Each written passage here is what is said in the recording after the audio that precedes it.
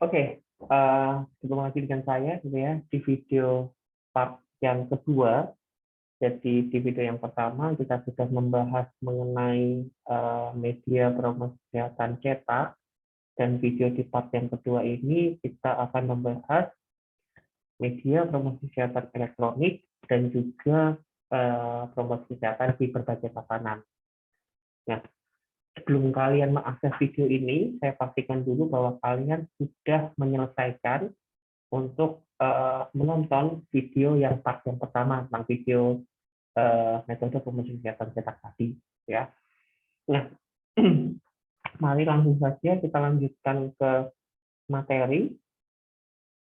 Nah, ini video part yang kedua gitu ya, tentang elektronik media atau media promosi kesehatan elektronik.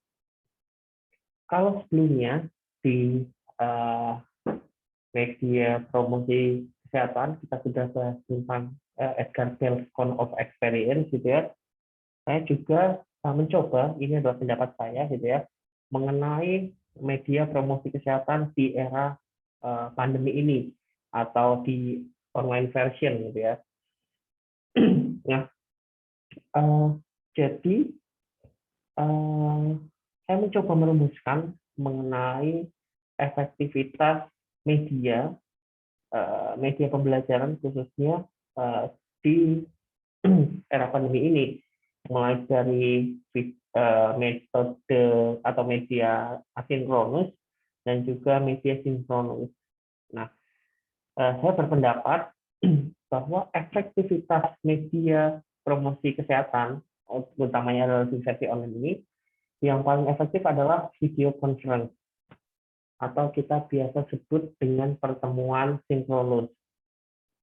Nah, video conference ini memungkinkan pemberian materi dan juga memungkinkan adanya interaksi antara komunikator dengan komunikan, ya. Sehingga saya menganggap bahwa video conference ini memiliki efektivitas yang paling tinggi jika dibandingkan dengan metode-metode yang lain. Nah, tentunya media video conference ini juga memiliki kekurangan. Nah, kekurangan dan kelebihannya apa? Mungkin nanti kalian juga bisa merumuskan sendiri. Apakah kalian bisa setuju dengan pendapat saya atau tidak setuju, ya. Kemudian yang bisa dilakukan atau apa saja sih yang bisa kita gunakan untuk membuat media promosi kesehatan yang video conference? Kita bisa menggunakan Zoom, kemudian bisa menggunakan Google Meet atau Skype, Jitsi, atau aplikasi-aplikasi yang lain, tergantung kalian lebih familiar yang mana, ya. Kemudian yang kedua adalah video simulation atau simulasi. Saya sebutnya di sini adalah video recorder. Nah, video recorder ini maksudnya adalah kita menggunakan media video memberikan penjelasan gitu ya, atau memberikan simulasi dengan proses direkam, sehingga tidak memungkinkan adanya interaksi antara komunikator dengan komunikan. Contoh video simulation adalah kalian bikin video CTPS gitu ya, cuci tangan pakai sabun, kemudian contoh lagi bikin peragaan pakai helm, kemudian apa lagi ya, pokoknya membuat simulasi real gambaran kondisi nyata bagaimana keadaannya, ya. Itu adalah video simulation. Kemudian yang ketiga adalah video presentation. Video presentation misalnya kita menggunakan PPT, kemudian kita record, kemudian kita kasih penjelasan seperti ini contohnya, gitu ya. Itu memberikan efektivitas yang berada di tengah. Kenapa saya berpendapat bahwa video simulation itu lebih tinggi tingkatannya dibandingkan video presentation? Karena di video simulation orang bisa membayangkan secara real apa yang kalian jelaskan. Misalnya kalian menjelaskan tentang proses apa ya? Jadi harus tangan pakai sabun, terus proses penularan demam berdarah, ya. Nah, proses penularan demam berdarah kalian jelaskan, kemudian kalian beri animasi proses nyamuk menularkan virus dari manusia satu ke manusia lain dan sebagainya itu jauh lebih tinggi dibandingkan hanya menggunakan video presentasi PPT seperti ini, ya. Kemudian yang keempat adalah video explainer. Kalau video explainer ini biasanya bentuknya animasi yang menjelaskan. Kalau misalkan kalian biasa lihat contoh video explainer adalah ada kartun, gitu ya, ada percakapan antara kartun satu dengan satu lain, atau video explainer yang menggunakan tangan, melukis, panas dan sebagainya. Itu adalah contoh-contoh video explainer. Kalian bisa membuat video explainer menggunakan Powtoon, XPLI, atau aplikasi-aplikasi yang lain. Kemudian ada share material atau bagi-bagi bahan, gitu ya, bagi-bagi modul, booklet, buku, PPT melalui Drive tanpa adanya penjelasan di situ. Menurut saya efektivitasnya cukup kecil, dan yang paling kecil adalah metode promosi kesehatan menggunakan games atau permainan-permainan.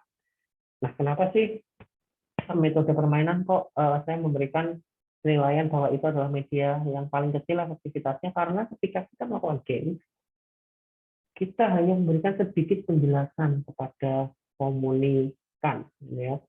Kalau misalnya contohnya ada Kahoot, Wants to be Millionaire, which is kan hanya sedikit informasi, sedikit kalau informasi yang peserta dapatkan, walaupun prosesnya lebih menyenangkan, ya, dibandingkan dengan metode-metode yang lain. Dibandingkan dengan share material, misalkan memang share material itu hanya bagi-bagi buku, hanya bagi-bagi PDF, gitu ya.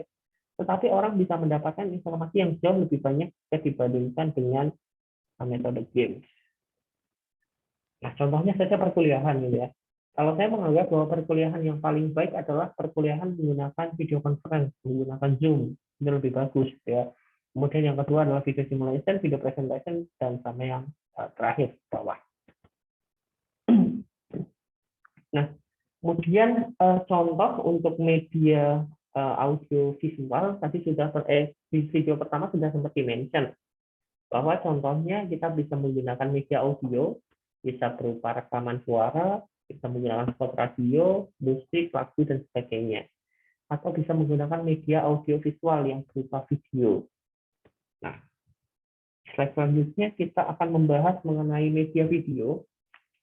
Apa sih media video, ya? Menurut KBBI, video adalah sebuah rekaman atau gambar nyata atau gambar yang bergerak yang dikombinasikan dengan suara-suara atau dikombinasikan dengan musik. Atau dengan kata lain, video terdiri bisa dari suara, animasi, gambar, dan juga teks. Definisi dari video.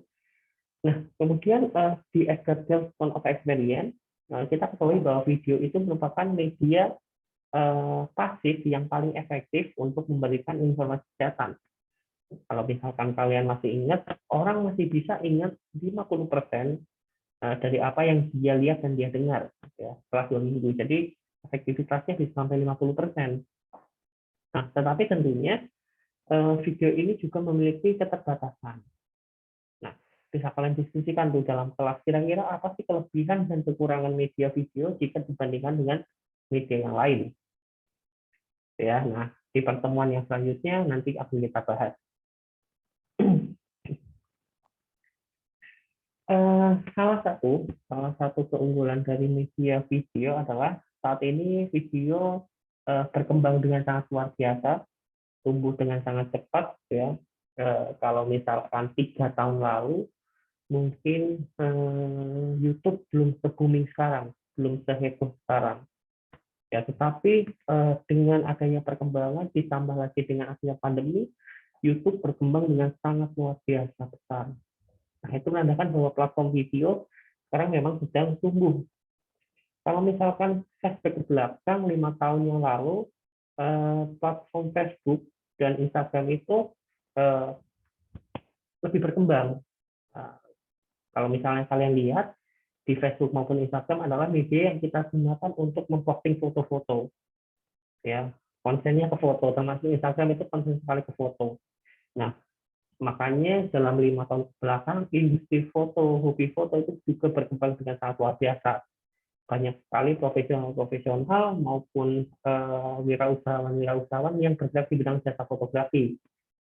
Nah, tetapi menilik 3 tahun ke belakang ini, perkembangan foto kalah jauh dengan perkembangan video. Kalau misalkan kalian lihat, begitu muncul aplikasi TikTok, kemudian YouTube, orang berlomba-lomba untuk membuat video. Termasuk Instagram dan Facebook, sekarang pasarnya sudah mulai tergerus. Makanya Instagram dan Facebook sekarang memunculkan fitur video. Nah, itu juga salah satu hal yang menunjukkan memang saat ini orang mungkin jauh lebih tertarik dengan media video, ya. Dan media itu bisa diakses melalui berbagai macam platform, bisa dengan mudah sekarang. Kalau zaman dulu mungkin ya ketika HP masih jadul, layarnya masih kecil, belum bisa memutar video, banyak yang tidak minat untuk video, memberikan upaya promosi kesehatan dengan menggunakan video. Tetapi dalam perkembangan saat ini, HP-HP dengan harga yang masih wajar gitu ya, itu juga sudah bisa kita gunakan untuk mengakses video, melihat video, baik video secara online maupun secara offline. Nah, perkembangan-perkembangan ini bisa kalian tangkap, bisa kalian manfaatkan untuk membuat media-media promosi kesehatan yang berbasis dari video. Nah, kemudian lanjut tentang tipe-tipe atau jenis video. Saya menuliskan di sini ada 5. Yang pertama ada video stories atau video cerita, atau kita biasa menyebutnya adalah film, gitu ya. Jadi apa sih stories? Stories adalah video yang bertujuan untuk menceritakan sebuah cerita. Ya, menceritakan sebuah cerita, menceritakan sesuatu. Kalau stories ini lebih ke jenis video yang disetting. Ada settingannya, ada skenario-nya, ya. Kalau misalnya kita gambarkan ya cerita film cilik gitu ya, film pendek atau film-film promosi kesehatan pendek yang lain yang ada skenario-nya. Kita set tokohnya siapa, lalu ceritanya bagaimana, pesan yang disampaikan, ya, itu kita setting. Dan jenis video yang kedua adalah video dokumenter. Nah, berbeda dengan yang stories tadi, video dokumenter lebih melihat, menyoroti kondisi keadaan lapangan apa adanya, tidak di skenario, tidak kita setting, ya. Kemudian yang ketiga adalah media news, video news atau video berita. Kemudian ada video pembelajaran. Video pembelajaran, contohnya adalah nanti akan saya berikan contoh video pembelajaran. Dan yang kelima adalah video presentasi. Lanjut. Oke, lanjut. Nah, sekarang kalau misalkan saya ingin nih membuat video atau I want to make a movie, saya ingin membuat film. Bagaimana saya harus memulai atau dari mana saya harus memulainya? Nah, ini saya ambil materi dari The Voice of Youth. Nanti kalian bisa lihat videonya di YouTube. Bagaimana step-step sederhana ketika kalian ingin membuat film sebagai metode promosi kesehatan. Nah, yang pertama adalah kita mulai dari perencanaan. Perencanaan itu apa aja? Perencanaan itu mulai dari mempersiapkan konten atau pesan atau isunya, apa yang akan kalian angkat, topiknya dulu, ya. Kemudian yang kedua adalah membuat skenario atau jalan ceritanya mau seperti apa, siapa tokohnya, setting tempatnya di mana, waktu dan sebagainya. Kemudian yang ketiga, tetap kalian juga harus memperhatikan keselamatan, baik keselamatan secara fisik maupun keamanan dari konten yang akan kalian buat. Ya, jadi ada bagian yang pertama adalah merencanakan, plan it. Kemudian di bagian yang kedua adalah film it. Jadi mulai kita membuat film. Mulai membuat film adalah mulai kita tahu dulu bagaimana dengan skill atau kemampuan kita dalam membuat film. Kemudian mulai mengumpulkan juga alat-alatnya, apa saja yang harus dipakai, pakai kamera HP atau kamera profesional, kemudian perlu pakai lighting dan sebagainya atau tidak, menggunakan alat bantu mikrofon dan sebagainya. Itu kalian persiapkan. Kemudian yang kedua adalah sekali lagi pesan apa yang akan kalian sampaikan. menjadi titik poin yang penting. Kemudian yang ketiga adalah mulai membuat film, record, kemudian mengambil, merekam dan sebagainya, kemudian mengedit. Jadi kadang orang apa ya, menitik beratkan awalnya adalah ketika membuat media film, saya nggak bisa ngedit, kita fokus ke editing dan sebagainya, padahal editing itu hanya sebagian kecil dari proses pembuatan film. Banyak hal-hal yang harus dipersiapkan selain editing, ya, persiapannya cukup banyak nih. Kemudian setelah selesai diedit adalah jangan lupa di-share, dibagikan, ya. Percuma kalian sudah membuat film bagus-bagus, capek-capek, tapi hanya kalian nikmati sendiri. Informasinya tidak kalian berikan ke orang lain, ya. Nah, untuk share atau untuk berbagi, kalian harus tahu dulu siapa target audiens kalian. Apakah anak-anak, apakah orang dewasa, orang tua, atau semua umur. Kemudian melalui platform apa, melalui media apa, media sosial kah, atau yang lainnya. Kemudian yang ketiga adalah kalian juga harus mengetahui dampaknya. Apa sih hasilnya setelah kalian membuat video, kemudian kalian share, apakah dampaknya positif, atau malah negatif. Kalau misalnya dampaknya positif, seberapa besar dampaknya untuk meningkatkan pengetahuan, sikap, maupun perilaku masyarakat. Ya, nanti untuk video lengkapnya akan coba saya share. Nah, kemudian selanjutnya, ini adalah contoh gitu ya.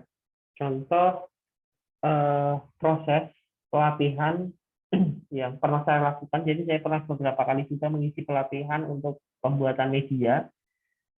Ini adalah pendampingan pembuatan media untuk remaja. Kebetulan yang dilatih adalah anak-anak SMP. Nah, mereka dilatih mulai dari bagaimana menyusun storyboard, membuat jalan cerita. Kalian mau cerita apa? Tokohnya siapa saja? Kemudian kita mulai detail. Kira-kira, nah pesan-pesan apa sih yang menjadi titik berat, termasuk menyusun percakapan, skenario, naskah dan sebagainya, kita juga melakukan pendampingan. Kemudian melakukan pendampingan juga untuk proses pengambilan video, bagaimana mengoperasikan kamera, kemudian melakukan pendampingan juga untuk proses pemeranan. Jadi ada yang memerankan tokoh, kemudian ada juga yang mengoperasikan kamera. Kemudian mulai proses editing, kami mengajari juga untuk proses editingnya, sampai dengan video jadi kemudian di-share. Ini contoh gambaran proses pelatihan media, pembuatan media promosi kesehatan pada remaja.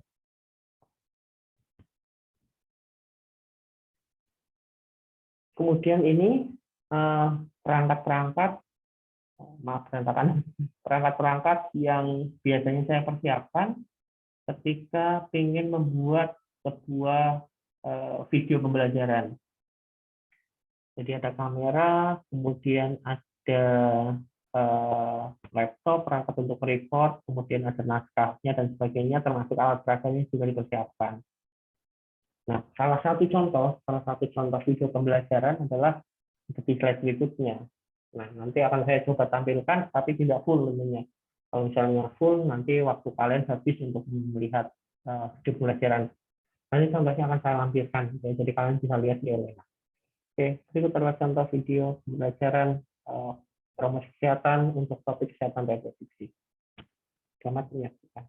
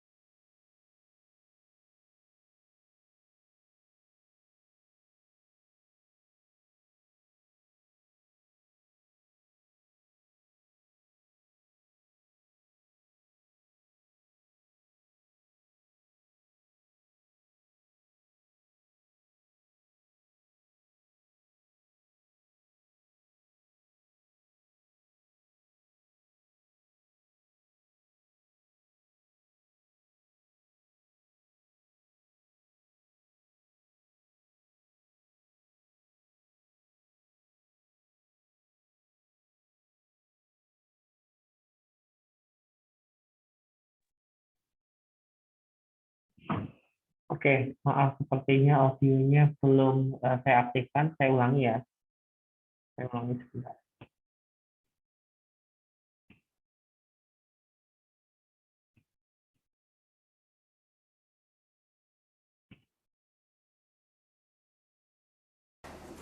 Assalamualaikum warahmatullahi wabarakatuh. Apa kabar anak-anak?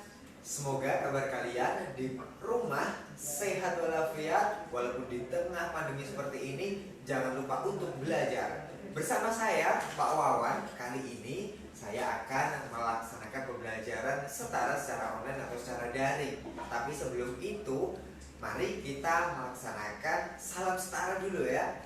Ketika Bapak bilang salam setara, maka anak-anak di rumah menjawab dengan semangat dunia remaja. Begitu.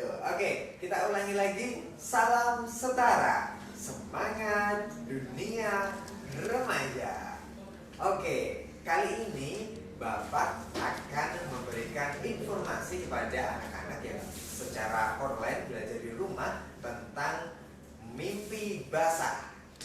Ya, mimpi basah ini kenapa kita harus mempelajari ini agar anak-anak yang ada di rumah belajar di rumah saja memiliki pengetahuan tentang apa sih itu mimpi basah dan bagaimana cara mengatasinya ketika kita mimpi basah khususnya bagi anak laki-laki.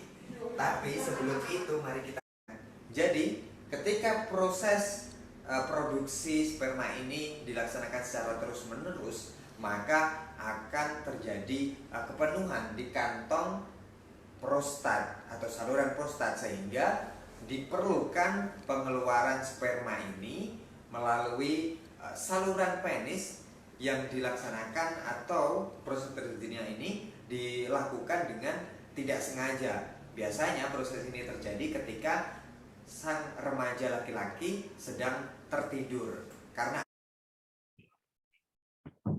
Oke, jadi itu ya contohnya proses pembuatan media pembelajaran atau video pembelajaran dengan memanfaatkan alat peraga.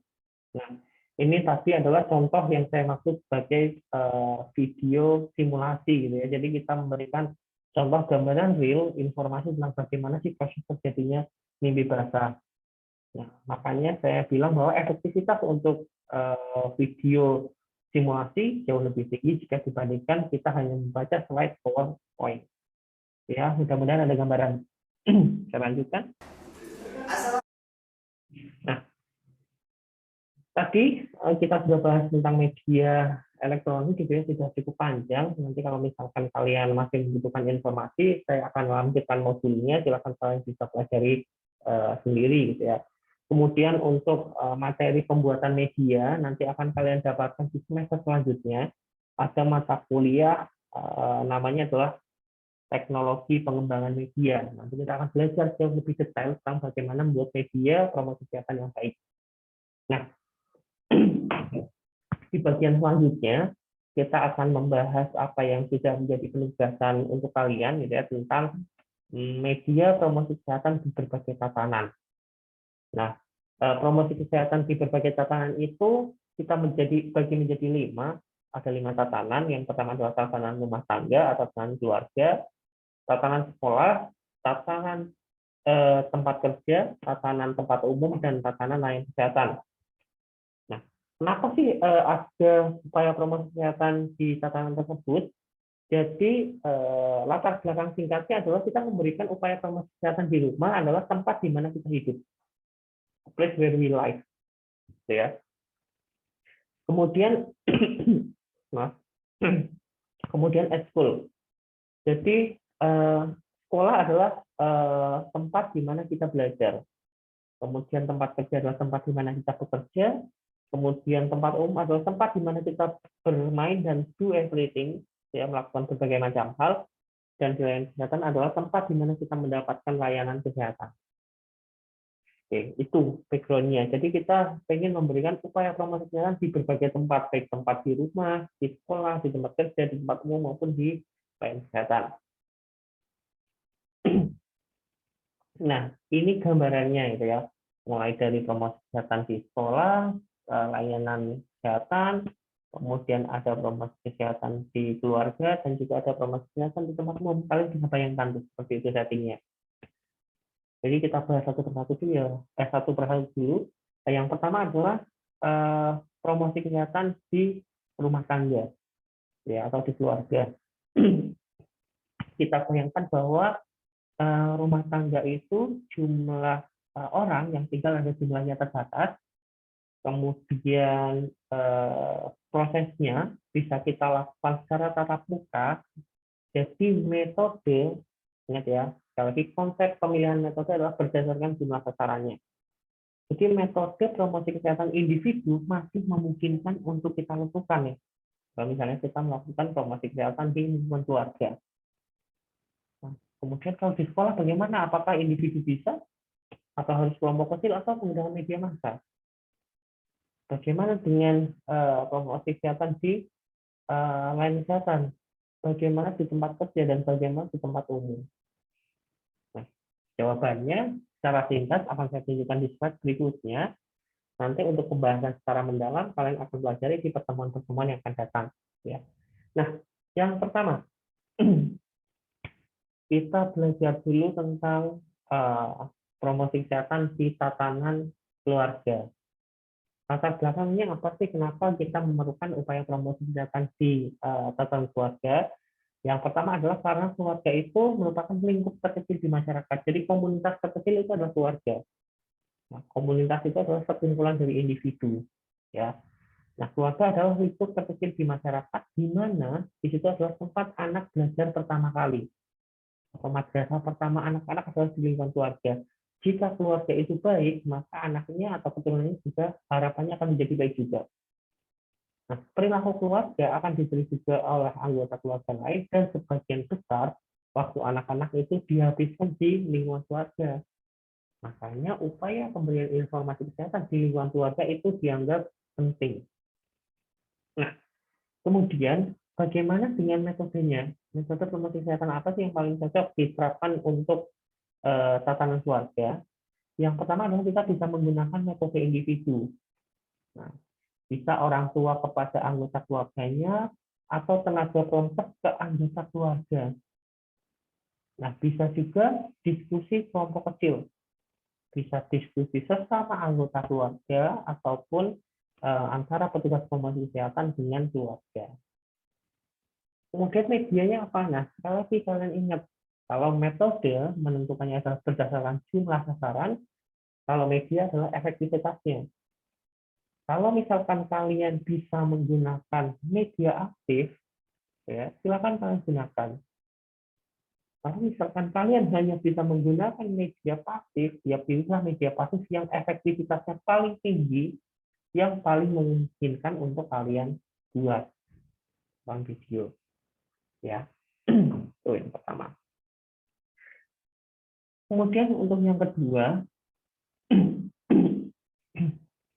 upaya promosi kesehatan di sekolah, kenapa penting? Karena anak-anak merupakan usia yang tepat untuk memberikan informasi, diberikan edukasi anak-anak itu usia paling tepat. Kemudian yang kedua, selain dihabiskan di rumah, sebagian besar waktu anak-anak juga dihabiskan di sekolah. Kemudian ini yang paling unik atau karakteristik sekolah yang paling khusus,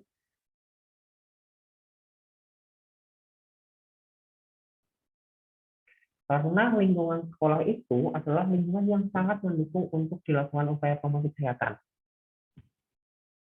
Jadi anak-anak datang ke sekolah itu prosesnya adalah untuk belajar. Di sekolah lingkungannya sudah mendukung, motivasinya sudah mendukung, sarana-prasarana sudah ada, termasuk sumber daya yang diminta untuk terlibat memberikan upaya promosi kesehatan juga sudah ada. Hanya ketika kita melakukan upaya promosi kesehatan di sekolah itu jauh lebih mudah. Nah, terkadang anak-anak juga lebih percaya omongan gurunya daripada omongan dari orang tuanya. Ya, makanya kita juga perlu mencoba upaya promosi kesehatan di sekolah. Nah, apa saja metode yang bisa diberikan adalah metode individu untuk kasus-kasus tertentu. Nah, kita akan kesulitan ketika melakukan upaya metode individu untuk semua siswanya. Ya, waktu kita akan habis. Jumlah siswanya ada berapa? 100, 200? Kalau hanya menggunakan individu itu akan sangat lama. Makanya metode individu itu bisa dilakukan, tetapi untuk kasus-kasus tertentu. Kemudian yang kedua adalah menggunakan metode kelompok kecil, dibagi edukasinya per kelas, atau edukasinya di ekstrakurikuler, atau bagaimana. Ya. Kemudian yang ketiga adalah kelompok besar, bisa menggunakan seminar, ceramah, upacara yang dilakukan secara rutin. Misalkan 1 bulan sekali, 6 bulan sekali, atau 1 tahun sekali. Kemudian di tempat kerja, kenapa upaya promosi kesehatan di tempat kerja itu penting? Karena sebagian besar waktu orang dewasa dihabiskan di tempat kerja. Berbeda dengan anak-anak yang waktunya habis di sekolah, kalau orang dewasa, sebagian besar waktunya dihabiskan di tempat kerja. Kemudian yang kedua, di tempat kerja ada risiko permasalahan kesehatan khusus. Ada yang namanya penyakit akibat kerja, ada kecelakaan akibat kerja. Kalian belajar fisika 3 gitu ya. Jadi resiko-resiko apa yang mungkin bisa orang dapatkan di tempat kerja. Nah, tempat kerja ini juga memiliki karakteristik yang unik, gitu ya, di mana kita tidak bisa mengganggu terlalu lama waktu dari pekerjanya. Jadi kita nggak bisa melakukan edukasi di tempat kerja mungkin waktunya berlama-lama, gitu ya. Atau kita mengumpulkan pekerja dalam jumlah besar dalam waktu yang lama itu biasanya tidak diperbolehkan karena akan mengganggu proses produksi. Sehingga metode yang digunakan biasanya adalah metode kelompok kecil, ya, menggunakan per shift atau perbagian. Kalaupun misalkan menggunakan kelompok besar, biasanya hanya dilakukan di hari-hari tertentu atau malah hari libur, gitu ya. Nah, kemudian bisa juga dengan metode massa, dengan membuat poster, membuat slide, membuat video, atau membuat media yang lainnya yang ditempelkan di tempat kerja. Medianya nanti bisa menggunakan demonstrasi, simulasi, video, poster, dan sebagainya. Ya, silakan kalian bisa tentukan. Kemudian yang keempat adalah di tatanan layanan kesehatan. Kenapa? Karena di layanan kesehatan ada orang yang sakit di situ. Ada orang sakit diabetes, nanti kita berikan informasi tentang diabetes. Ada orang asma, kita kasih tahu informasi tentang asma. Kepada penunggunya, kepada anggota keluarganya juga kita berikan informasi kesehatan. Makanya metodenya juga unik. Nah, kalian perlu ingat juga bahwa kita tidak bisa mengumpulkan pasien di satu tempat. Ya, di rumah sakit misalnya kita kumpulkan pasien, orang lagi sakit dikumpulkan bagaimana caranya, ya. Apalagi kalau misalnya sakitnya menular. Kalau misalnya sakitnya menular, yang tadinya dia hanya sakit TBC, dia jadi kena penyakit menular yang lain yang misalkan terjadi cross infection. Makanya untuk pasien disarankan adalah menggunakan metode individu. Jadi kunjungan ke ruangan-ruangan atau menggunakan kelompok kecil untuk orang-orang yang ada di ruangan tunggu dan menggunakan metode massa, pemasangan atau pembagian media. Kemudian untuk tempat umum di situ adalah ada banyak orang, kemudian karakteristiknya berbeda, usianya berbeda, penyakit atau permasalahan kesehatannya juga berbeda. Makanya ketika kita memberikan upaya promosi kesehatan di tempat umum, biasanya isunya adalah permasalahan kesehatan yang secara umum juga. Metodenya bisa menggunakan metode individu, tetapi harus cepat, karena orang di tempat umum biasanya ada kepentingan tertentu. Tempat umum misalnya stasiun, gitu ya. Kalau misalnya kalian terlalu lama memberikan informasi di orang di stasiun, bisa jadi dia terlambat keretanya. Aku bisa menggunakan metode massa, menggunakan media aktif, demonstrasi, media pasif, dan sebagainya. Itu ya. Nanti untuk secara detail akan kita bahas di pertemuan-pertemuan yang selanjutnya. Oke, saya rasa cukup untuk materi dari saya, baik itu materi media promosi kesehatan cetak, media promosi kesehatan elektronik, maupun pengantar tentang promosi kesehatan di berbagai tatanan. Mudah-mudahan apa yang saya berikan, informasi apa yang saya sampaikan bisa bermanfaat buat kalian. Kalau misalkan kalian merasa masih belum jelas, kalian silahkan bisa tonton videonya lagi, Atau silakan kalian coba cari referensi-referensi tambahan yang mendukung, atau jika tetap kalian belum paham, bisa menghubungi saya, bisa melalui WhatsApp maupun melalui email.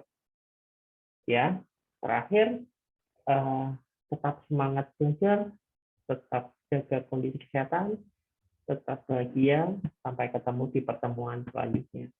Terima kasih, selamat pagi, wassalamualaikum warahmatullahi wabarakatuh.